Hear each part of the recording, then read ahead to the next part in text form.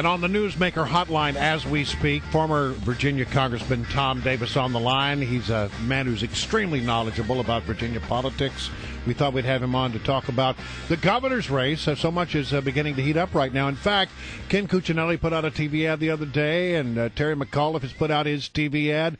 But I want to start by asking you a question about Terry McAuliffe.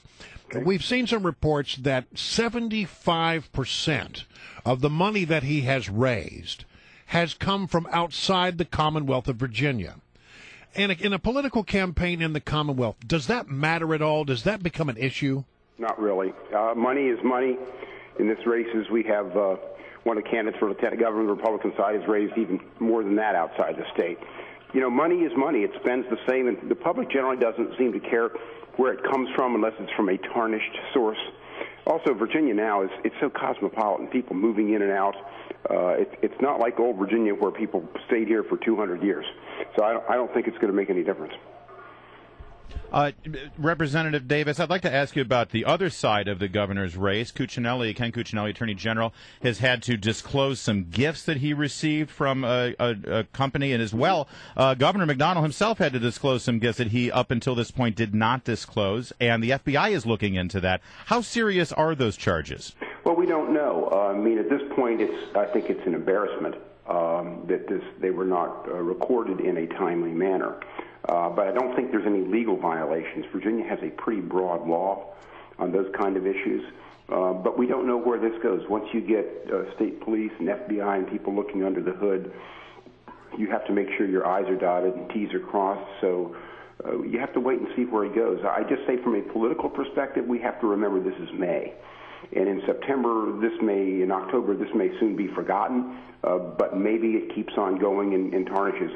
At this point, we don't know. But I think it was wise of the Attorney General to go back, check his records, and get all the disclosures out now so they aren't an issue in September. Well, tell me this, though. I mean, just in terms of the public perception, for those who are paying attention right now, considering how early it is, you have Ken Cuccinelli releasing all of his tax forms and Terry McAuliffe refusing to do so. He's just given a summary. And then you've got Ken Cuccinelli charging that McAuliffe has some really shady stuff going on with his green energy car company that he was involved with, or maybe he wasn't involved with, and it's got offshore accounts and all that stuff. And then meanwhile, McAuliffe is charging Cuccinelli with corruption with regard to these gifts. Does it all, to the voter, does it just appear to be a wash, and boy, both sides are corrupt, and so we're not even going to pay attention anymore? Probably. I think at the end of the day, people want to know, how are you going to improve my life? How are you going to move me out of traffic? What are you going to do to my tax rate? I think ultimately voters care more about these things, and nobody seems to be talking about that yet. What about the changing demographics in the Commonwealth of Virginia? I keep hearing these stories that suggest that, especially in Northern Virginia, you keep hearing about Northern Virginia dramatically changing over the last few years. How does that ultimately impact the state, and does it move more and more toward the blue? Well, it's not just the demographics of the state. It's the issue matrix that we've moved to nationally, where the alignments nationally now, when you take a look at how people are voting, it's basically race, ethnicity, culture, really trump economics. Economically, Northern Virginia is still pretty conservative. These people, they make a lot of money, they're vested, they're not really into wealth redistribution because it's their money that's being redistributed. But as you move into some of the more cultural issues, guns and gay rights and abortions, it's a little more urban in terms of its outlook. In a very, very diverse ethnic population here in Northern Virginia, and that has worked to the Democrats' advantage given the issues that are generally raised in campaigns.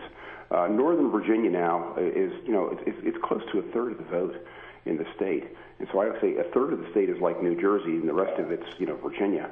But you have to pay attention to that because Democrats are coming out of Northern Virginia with huge margins that are difficult to overcome for Republicans outstate.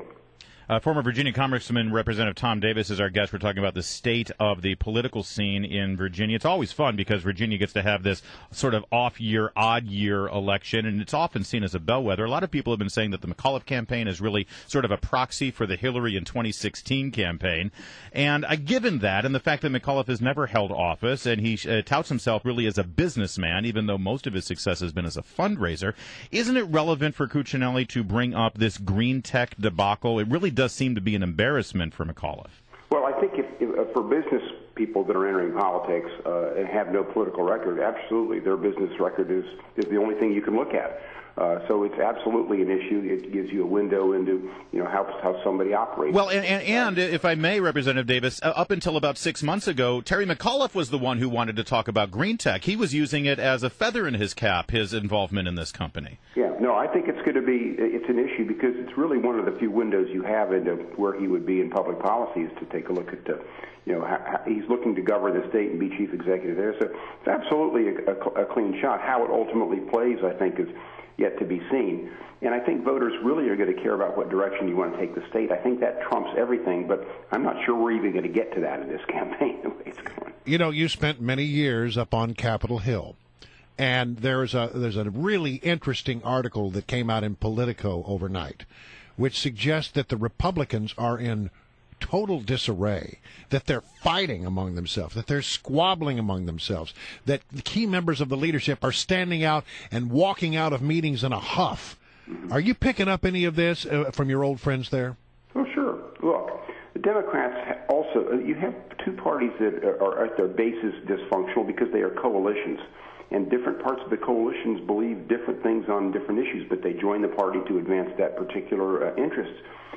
The Democrats have a president right now, and President Obama, and he kind of is the glue that holds their factions together. Republicans don't have that glue, so they're trying to find their way. They have probably 30 or 40 pretenders to the throne at this point, and you have a lot of interest groups, which is where the money in politics has gone. Ever since campaign finance reform was passed, the money has moved away from the parties out to these interest groups, and they're more empowered than ever.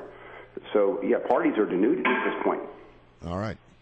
Well, listen, Congressman, thank you so much for joining us. We greatly appreciate it. Ryan, let me make one quick point. Sure. Historically, the last 9 elections, Virginia has voted for a governor opposite the party of the president.